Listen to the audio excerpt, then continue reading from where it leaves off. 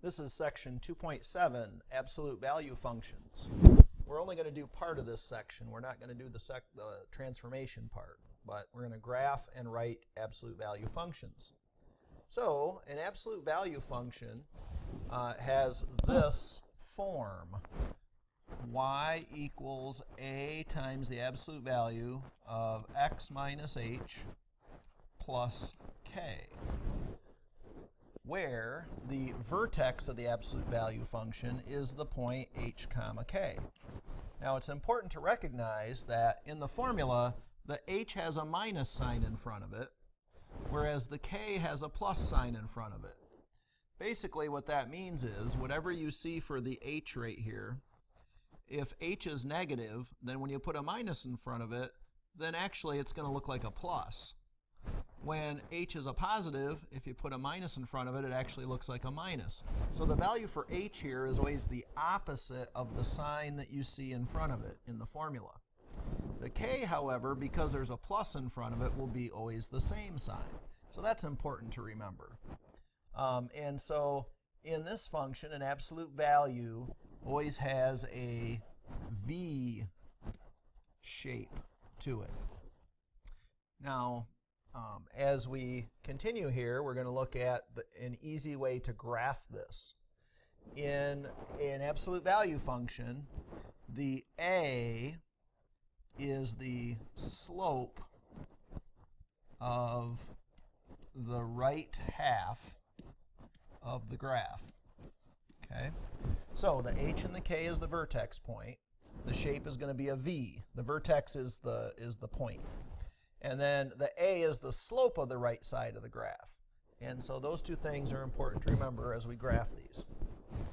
All right, so let's take a look at the parent function for an absolute value graph. The parent function would just simply be y equals the absolute value of x. And so as we consider this in terms of the vertex point, we could rewrite this as y equals 1 times the absolute value of x minus 0 plus 0. Okay, that's called vertex form. And you can see that the h is going to be 0 and the k is going to be 0. So 0, 0 is your vertex point. Now, the a out in front right here is positive 1. So a is going to be, as a slope, I would write it as 1 over 1. So the right side here, up 1, right 1, up 1, right 1, up 1, right 1, like this, will give you the graph of the right half of that V shape. Now, to graph the left side, this graph has symmetry. And so the other half then is just a mirror image, which would be that half. So there's the V that makes up this graph. And again, we're going to skip parts of this in the notes this time. There's just a little bit here that I want to do out of this section. And it doesn't always follow the notes perfectly, so try to follow along with what I'm doing here off to the side maybe as well. So looking at example 1, we want to graph two different problems here.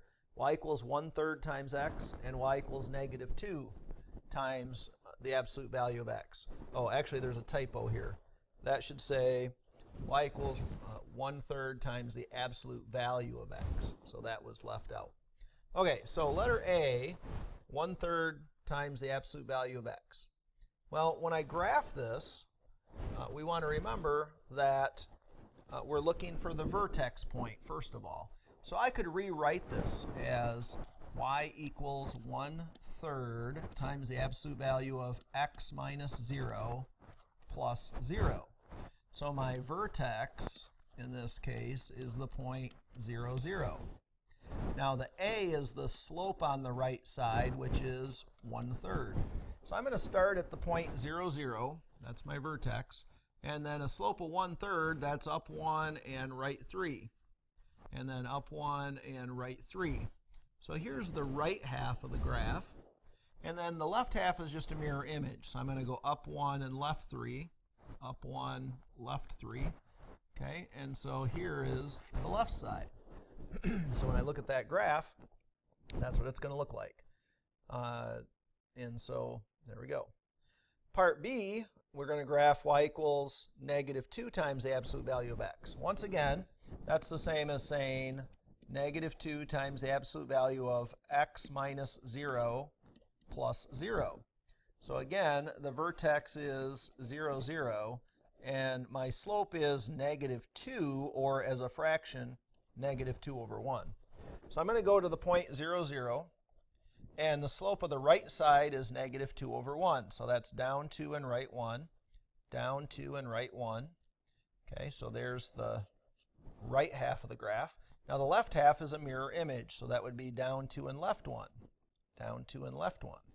So there's the left side, and that's what the graph of that function would look like.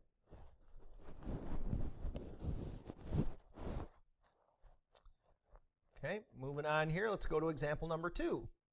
Okay, this time we're going to again do a graph. We have y equals the -3 times the absolute value of x plus 2, take away 1. Well, the first thing we want to do is identify the vertex point. Now, here's my h in here. Remember, that's supposed to be minus h.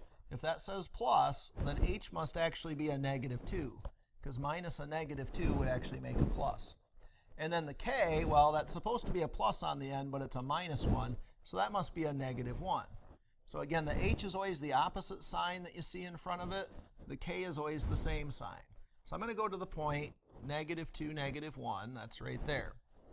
Now, the value for a in this part is -3. Again, I want to write that as a fraction, so that's -3/1. So I'm going to go down 3 and right 1, and here's the right half of the graph. The left half is a mirror image, so I'm going to go down 3 and left 1, and there's the left side. So there's the graph for this one. The last thing we want to do in this section is be able to graph example number 3, being able to write an equation based on the graph. Okay, so let's look at this one. We have a V shape, so this is an absolute value graph. And the first thing I want to do is recognize the vertex point. That's the point 3, 2.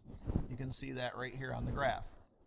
And so when I write the equation here, the 3 is the h and the 2 is the k.